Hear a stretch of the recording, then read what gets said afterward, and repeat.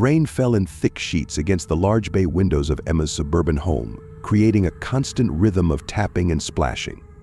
The house, quiet and still, seemed almost too big for just one person, but tonight she was alone. Her parents had gone out for a weekend getaway, leaving her in charge. Emma was used to the independence, but something about tonight felt off. It wasn't her first night alone, nor was it the first time she'd been left to look after the house. But tonight, the storm outside, the eerie silence within, and the fact that their house was on the edge of the forest gave the evening a menacing weight she couldn't shake. Every creak and groan of the wooden floors echoed unnervingly through the empty rooms, and the faint rustling of trees outside seemed almost too close. Emma checked the clock on her phone. 9:15 p.m. She still had several hours to go before she could reasonably call it a night. Her plan was simple: watch a few episodes of her favorite show, make a quick snack, and then head to bed. Easy. She was 17, perfectly capable of handling herself. Or at least that's what she told herself as the wind howled outside like some lost creature. With the lights dimmed and her show playing softly on the TV, Emma began to feel a little more at ease. She snuggled into the couch, pulling the blanket tighter around her shoulders. The house, though old and creaky, was secure. The front door was locked, and she had double-checked all the windows earlier in the evening. There was nothing to worry about. As she became engrossed in the TV, the storm outside seemed to worsen. The wind thrashed violently against the windows, and the rain pounded even harder, but inside, the warmth of the house provided a false sense of safety. Emma was just about to relax when a sound broke through the cacophony of the storm, a faint thud from somewhere upstairs. She froze. The show continued in the background, but Emma's focus had shifted completely. She strained her ears, trying to discern if the sound was just the house settling or something else. After a few moments, there was silence. Emma exhaled, trying to convince herself it was nothing, probably just the wind. A few more minutes passed, and she began to sink back into the cushions when the sound came again, this time louder. Thud, thud, thud. Emma's heart raced. She turned the volume of the TV down, her eyes darting toward the ceiling. It was coming from directly above her, the attic. The house had always had an attic, but it was more of a storage space than anything. Boxes, old furniture, and some of her family's forgotten belongings were kept up there. Her parents rarely went up. Could it be a loose window banging against the walls? She hadn't been up there in months. A nagging voice at the back of her mind urged her to investigate, but fear kept her glued to the couch. What if it was just the wind, or a raccoon, or worse, someone had gotten into the house? Grabbing her phone, she quickly sent a message to her parents. "Hey, I think I hear something upstairs. Probably nothing, but just letting you know." No response. They were likely out of range, or maybe their phones were on silent. Emma stood, wrapping the blanket tightly around her shoulders like a shield, and slowly approached the stairs. Her heart pounded in her chest, and with each step she took, the air seemed to grow colder. The house felt impossibly large now, the shadows in the corners of the hallway darker than they had been just moments before. The door to the attic was at the far end of the hallway, just past her bedroom. As she walked, the floorboards creaked under her weight, their moans swallowed by the howling wind outside. Reaching the attic door, she hesitated. The sounds had stopped again, leaving only the wind and rain as background noise. Her hand hovered over the doorknob, her mind racing. Did she really want to open it? Did she even need to? But curiosity mixed with fear compelled her forward. With a slow turn of the knob, the door creaked open, revealing the narrow, wooden staircase that led up into the darkness. The air that seeped down from the attic was damp and musty, carrying the scent of forgotten things.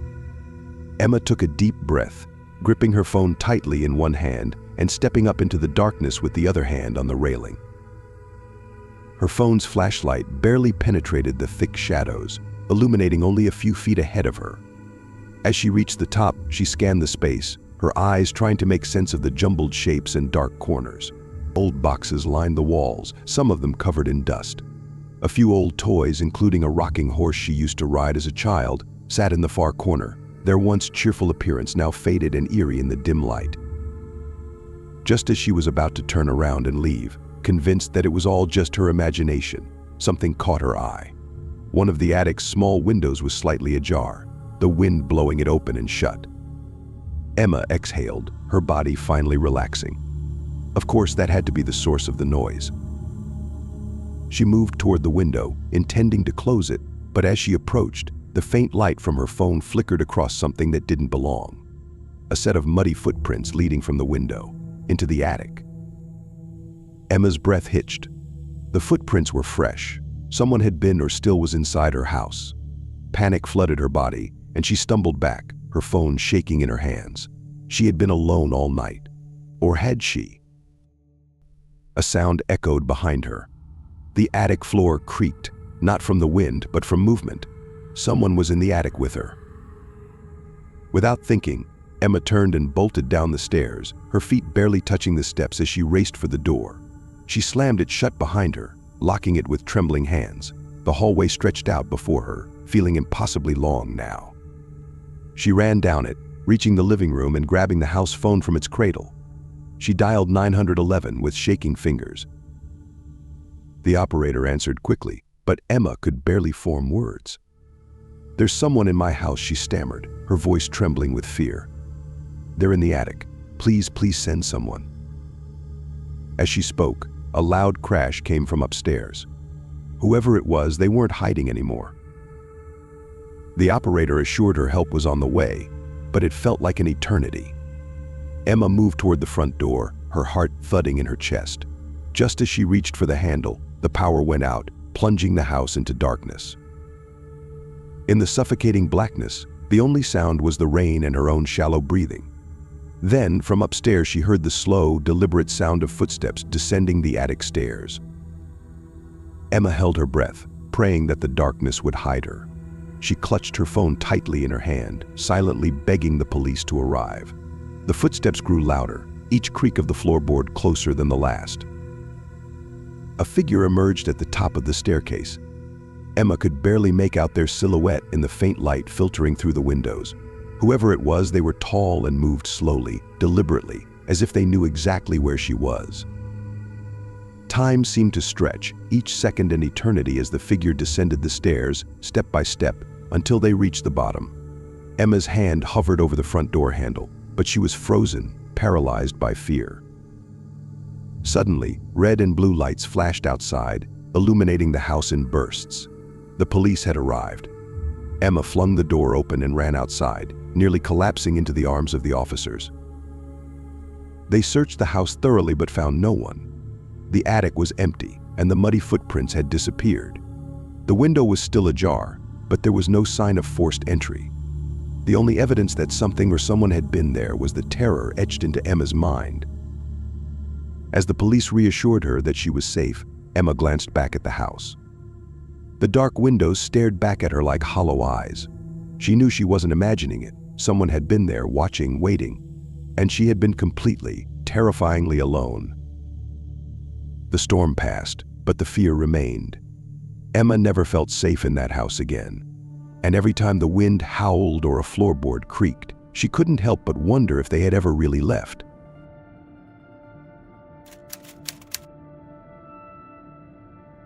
It was a chilly October evening, the kind where the autumn air clings to the windows, and the rustle of fallen leaves outside seems louder than usual.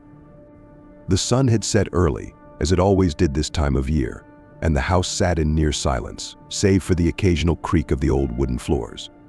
Mia, a 23-year-old student, had just settled into the cozy armchair in the living room. She was looking forward to a peaceful night. Her parents were out of town for the weekend, and the house was hers, her sanctuary. She loved the solitude. With a blanket draped over her lap and a cup of steaming tea beside her, Mia flipped open the horror novel she'd been reading. The storm outside seemed perfect for the atmosphere of the book. Thunder rolled in the distance, and every now and then, lightning would flash, casting eerie shadows across the room. It felt like she was the only person in the world, safe in her little cocoon of warmth. The house had been quiet for hours. Mia had grown accustomed to its creaks and groans, but tonight they felt different, more intentional, like the house itself was alive and watching her. Every now and then she would glance up from her book and listen. Was that the sound of something outside, or was it just the wind? The novel she was reading was about a man who lived alone in an isolated cabin, stalked by a shadowy figure that watched him from the woods. As Mia's eyes raced over the words, she became more and more immersed in the tension. Her heartbeat quickened with every page, and she found herself gripping the blanket a little tighter, her gaze flicking towards the darkened corners of the room. Suddenly, there was a knock at the front door. It was soft, barely noticeable over the rain and the occasional rumble of thunder, but it was there. Mia froze. Her eyes darted to the door at the end of the hallway. Who could be knocking at this time of night? She hesitated, her mind racing with possibilities. Maybe it was one of her neighbors, but they rarely came over, especially not in the middle of a storm. Or could it be someone in trouble, needing help? Another knock, this time a bit louder. Mia swallowed, her throat suddenly dry. She placed the book down and got up from the chair, her feet making soft sounds against the floor. As she moved towards the door, she realized how quiet the house had become. Even the storm outside seemed to have calmed, the rain now a steady patter against the windows. Mia reached the door and peered through the peephole. Her stomach dropped when she saw no one on the other side. The porch light was on, casting a yellow glow across the front yard, but it was empty. She waited a moment longer, her breath catching in her chest, and then, slowly, she turned the lock and opened the door just a crack.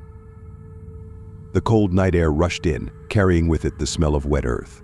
Mia leaned forward, squinting into the darkness. Still, there was no one. Maybe it was just her imagination, she thought, or maybe some prankster had knocked and run off. She shivered, closing the door and locking it behind her. As she walked back towards the living room, she couldn't shake the feeling of unease that had settled in her chest. She glanced at the clock on the wall. It was almost 9 p.m. Still early enough to stay up, but late enough that the world outside felt desolate. She tried to return to her book, but her concentration was broken. Her mind kept drifting back to that knock. A soft thud echoed from upstairs. Mia jumped, her heart pounding in her ears. She looked up at the ceiling, straining to listen. Another thud, this time more pronounced. It sounded like something or someone was moving around on the second floor. She stared up at the ceiling, her breath caught in her throat. Her parents' room was upstairs. It had been locked all day. She hadn't gone up there since they left. Who could possibly be up there now? Mia slowly rose from the chair, her legs trembling slightly. She reached for her phone, but when she checked it, there was no signal. The storm must have knocked out the cell towers. She knew she should call someone, anyone, but her fingers hovered over the phone's screen indecisively. What if it was nothing? What if it was just the house settling? But then, she heard it again, clearer this time. A slow, deliberate creak of floorboards, like someone was pacing back and forth. Someone was up there. Mia's mind raced. Should she check it out, or should she run? The logical part of her brain screamed at her to leave the house, but something else, a morbid curiosity, perhaps urged her to go upstairs. Maybe there was a logical explanation. Maybe an animal had gotten inside. She grabbed a flashlight from the kitchen drawer, holding it in her shaky hand as she made her way towards the stairs. Each step she took seemed impossibly loud in the quiet of the house. As she reached the top of the stairs, the air felt colder, heavier. The door to her parents' room was slightly ajar. She was sure it had been shut earlier. Her hand shook as she pushed it open the rest of the way. The room was dark, the curtains drawn tight against the night outside. Mia scanned the room with the flashlight, its beam cutting through the shadows. Nothing. The room was empty. She let out a shaky breath, her shoulders relaxing. Maybe she was just imagining things after all. But just as she turned to leave, the closet door creaked open on its own. Mia froze. The flashlight beam trembled as she aimed it towards the closet. The door was slowly swinging open, revealing the dark interior. Her heart pounded so hard in her chest that she thought it might burst. She took a step back, her breath coming in short, shallow gasps. Something moved in the shadows of the closet. It was subtle at first, just a flicker of motion, but then Mia saw it, a figure, hunched and silent, slowly emerging from the darkness. It was tall, its limbs impossibly long, and its face. Mia couldn't make out its features, but she could feel its eyes on her, watching her. Without thinking, she bolted for the stairs. Her feet barely touched the ground as she flew down the steps, her heart racing in her chest. She could hear the thing behind her, its footsteps heavy and deliberate, chasing her down the stairs. Mia ran to the front door, fumbling with the lock. Her hands were shaking so badly she could barely turn the key. Finally, the door swung open, and Mia rushed outside into the rain. She didn't stop running until she reached the street, her breath coming in ragged gasps. She glanced back at the house, half expecting to see the figure standing in the doorway, watching her. But the house was dark and still. She didn't go back inside. Mia stayed with a neighbor for the rest of the night, trembling as she told them what had happened. When the police came to check the house, they found nothing, no sign of forced entry, no evidence that anyone had been inside. The only thing out of place was her parents' closet door, left wide open. Mia never spent another night in that house alone again. In the days that followed, Mia couldn't shake the feeling that something had followed her. The memory of that figure, its presence looming over her in the shadows, haunted her dreams. Every time she closed her eyes, she could feel it waiting, watching. The night was still, almost unnaturally so. The occasional hum of a car passing outside broke the silence, but within the house, it felt as though time had stopped. Jenna sat on the couch, her legs tucked under a blanket, trying to distract herself with the glow of the television. She was home alone for the first time in weeks. Her parents had gone on a weekend trip, leaving her in charge of the house. At 19, she was more than capable of handling things on her own, but there was something about this particular night that made her feel uneasy. It wasn't the first time she'd been left alone, but the house felt different this evening. Shadows seemed darker, the creaks louder. Jenna couldn't shake the feeling that she was being watched. Every noise felt amplified, and her eyes darted toward the windows more often than she'd like to admit. She glanced at the clock. It was just past 11 p.m. A storm was forecasted for later in the night, and she could feel the air thickening, a sign that the rain was on its way. She grabbed her phone, deciding it would be a good idea to call her friend Emily, if only to ease her nerves. "Hey, are you okay?" Emily's voice was casual, as though she hadn't been yanked from sleep. "Yeah, I'm fine. Just home alone, and it's weirdly quiet. I thought maybe we could chat for a bit." Emily chuckled softly. "Jenna, you're in a safe neighborhood, and your parents will be back by tomorrow afternoon. Just relax, watch something funny on TV, and forget about it." Jenna sighed, rubbing her temples. "Yeah, you're probably right. Sorry for waking you." "No problem. Call me if you need anything, okay?" Jenna hung up and tossed the phone onto the cushion next to her. She switched to a comedy show, trying to distract herself with the jokes and laugh track, but her eyes kept drifting back to the dark windows. The heavy curtains swayed slightly, though there was no breeze. She blamed it on her overactive imagination. Suddenly, there was a faint noise, a soft tap, tap, tap.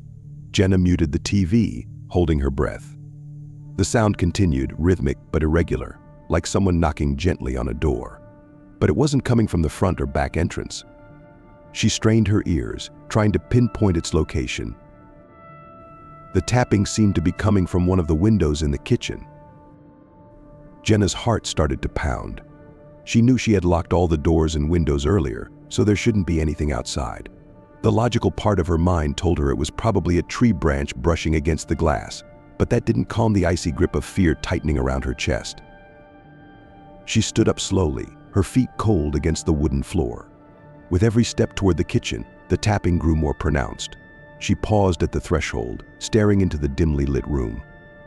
The kitchen was empty, exactly as she'd left it earlier, but the sound was louder now, coming from the window above the sink. Her eyes moved to the window, and her stomach dropped. There was a smudge, a faint outline of something smeared across the glass, as though someone had pressed their hand against it. The foggy print wasn't there before. She knew it. She knew it. She'd been in and out of the kitchen all evening, and that mark was new. Jenna felt the urge to run, but her legs felt heavy. She forced herself to approach the window, hands shaking as she reached for the light switch. The kitchen flooded with light, revealing nothing outside but the quiet, empty yard.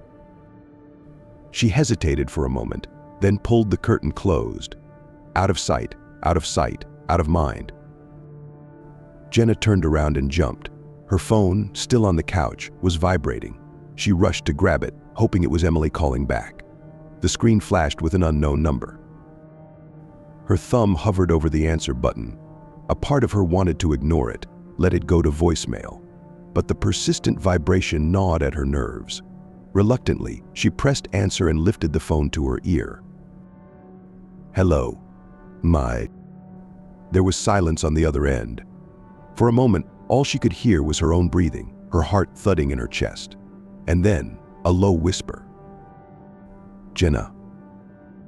Her blood ran cold. "Who is this?" she demanded, her voice trembling. The whisper came again, slow and deliberate. "I'm watching you." Jenna's stomach twisted into knots. She hung up immediately, her hands shaking so badly she almost dropped the phone. She stared at the screen, waiting for another call, but it remained silent. She tried to rationalize it. Maybe it was a prank, some stupid joke, but deep down, she didn't believe that. Her gaze drifted to the living room windows again. The curtains were drawn, but she felt like there were eyes on her from somewhere in the darkness outside. Without thinking, she dashed over and double-checked that the windows were locked, her fingers fumbling in her panic. Just as she was about to reach for her phone to call the police, the lights went out. Total darkness engulfed the house. Jenna's heart leaped into her throat. She stood frozen in place, her breath coming in short, sharp gasps. The house was utterly silent, except for the faint patter of rain starting to fall outside. She fumbled with her phone, turning on the flashlight. The narrow beam illuminated the room in shaky patches of light. Every shadow seemed to move, and she could hear her pulse pounding in her ears.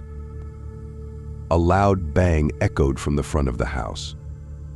Jenna nearly dropped her phone.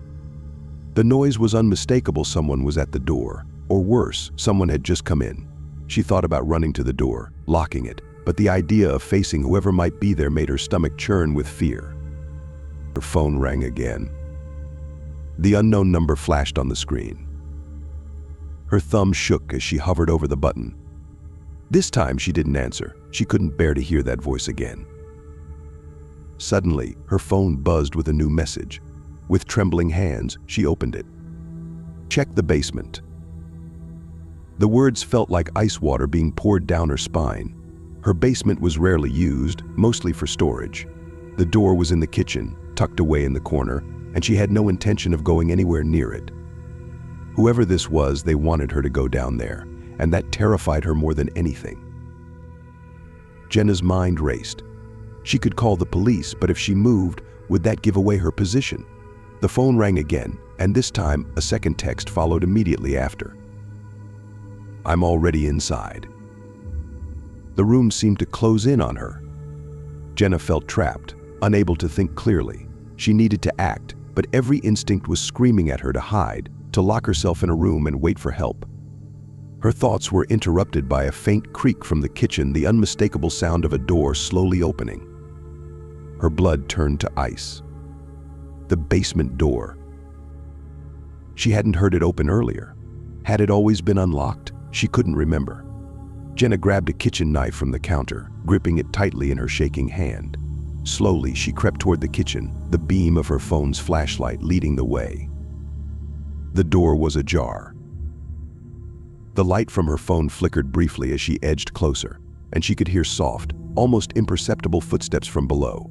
Someone was down there, moving slowly, deliberately. She stopped at the top of the stairs, peering down into the pitch-black void of the basement. The air was cold, and the sound of her own breathing filled her ears. She stepped back, her heart hammering in her chest. There was no way she was going down there. She needed to get out of the house. Now. Just as she turned to run toward the front door, she saw it. A shadow, tall and thin, moved across the hallway at the end of the house. It was fast, almost too quick to comprehend, but she knew it wasn't her imagination. She bolted for the front door, yanking it open and stumbling out into the rain. Her feet pounded against the wet pavement as she ran across the street, desperate to get as far away from the house as possible. She didn't stop until she reached her neighbor's front porch, banging on the door with all her strength. The neighbor, an older man named Mr. Carter, opened the door, looking alarmed. "Jenna, what's going on?" "There's someone in my house," she gasped, tears streaming down her face. "Please call the police." Mr. Carter didn't hesitate. He ushered her inside and dialed 911. They waited in tense silence until the police arrived, lights flashing, officers moving swiftly toward her house. Jenna sat on Mr. Carter's couch, her heart still racing, her mind unable to process what had just happened. The police searched the house thoroughly but found no one. The basement door had been left wide open, but there was no sign of forced entry, no evidence that anyone had been there at all. The officers reassured her that they would keep an eye on the neighborhood for the rest of the night, but the unease lingered long after they left. Jenna knew, deep down, that whoever or whatever had been in her house was still out there. Watching. Waiting.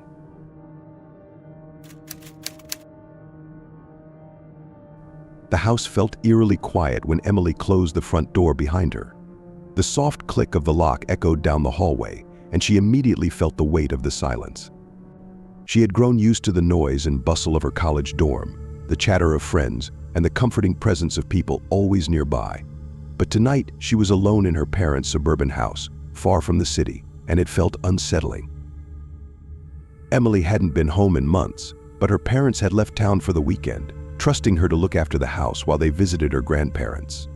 It was supposed to be a peaceful weekend, a time to relax, catch up on some reading, and unwind before the stress of finals. She had looked forward to it. The idea of solitude seemed like a luxury. Now, as the house settled into the night, her excitement was slowly replaced by unease. She checked her phone 9 p.m. The quiet felt thick, the kind of silence that pressed against your ears until you couldn't help but notice it. Emily sighed, trying to shake off the feeling. She grabbed a snack from the kitchen, then sat down on the couch in the living room, flipping through channels on the TV. But no show could hold her attention. Her mind wandered, and the old creaks and groans of the house made her jump. "Stop it, Emily," she muttered to herself, frustrated at her nerves. "It's just an old house." It was true. The house was old, having belonged to her family for generations. She had spent most of her childhood here, running through these very halls without a care in the world. But things felt different tonight. It was too quiet. The absence of any sound of her parents' usual chatter or the distant hum of cars on the nearby road left her feeling exposed, as though the house was holding its breath. She decided to check that the doors were locked. It was just a precaution, a routine thing to do when alone in a house this big. Emily walked from room to room, making sure each window was latched, each door secured. The sliding glass door in the kitchen was locked, as was the back door. She headed to the front door, giving the knob a twist to ensure it was locked. It was. Emily stood there for a moment, staring out through the small glass pane in the door. Beyond the porch, the yard stretched out into the darkness. The streetlights illuminated a small circle of the front yard, but the edges of the property were swallowed by shadows. She couldn't shake the feeling that someone might be out there, standing just beyond the light, watching her. No, she told herself firmly. Don't let your imagination run wild. Returning to the living room, she tried to distract herself again, scrolling through her phone and texting a few friends. But her eyes kept drifting to the darkened windows, the stillness outside unnerving her. She was halfway through a video when she heard a faint scraping sound. It was subtle, almost imperceptible, but in the quiet of the house, it was unmistakable. Emily froze, her fingers hovering over the screen. The sound came again, this time louder, like something brushing against the glass of one of the windows. Her heartbeat quickened. She muted the video, straining to listen. For a moment, everything was silent again. She wondered if she had imagined it, if the stillness was playing tricks on her. But then it came again, a deliberate, slow scrape, followed by a faint tap. Emily's breath caught in her throat. Someone was outside. She stood up slowly, the hair on the back of her neck standing on end. Every instinct told her to hide, to lock herself in a room and call the police. But she couldn't move. She was rooted to the spot, staring at the darkened windows, waiting for another sound. For a long moment, there was nothing, just the suffocating silence. Then, a soft thud. Emily's pulse raced as she turned her head towards the sound. It came from the back door, the one that led out to the yard. She slowly moved to the hallway, each step heavy with dread. The thud came again, louder this time, like something or someone was trying to get in. She reached the back of the house, peeking around the corner toward the door. The curtains were drawn, but she could see the faint outline of a figure, tall and looming, standing on the other side of the glass. Her heart pounded in her chest. She tried to convince herself it was a prank, maybe some kids messing around, or even her dad's friend, who sometimes dropped by you unannounced. But deep down, she knew that wasn't the case. This didn't feel like a prank. This felt ... dangerous. Emily backed away slowly, her mind racing. She needed to call someone. Her parents were hours away, but she could call the police. She could. Another thud, harder this time, rattled the door in its frame. Emily gasped, turning to run for her phone, but as she reached for it, the power went out. The house was plunged into darkness, the sudden loss of light disorienting her. Her breath came in short, shallow gasps. She fumbled for her phone, her fingers shaking as she tried to unlock it. The glow of the screen was her only source of light, casting eerie shadows around the room. Just as she started to dial, she heard a noise that made her blood run cold. The unmistakable sound of the door sliding open, the back door. Emily froze, her heart slamming against her ribs.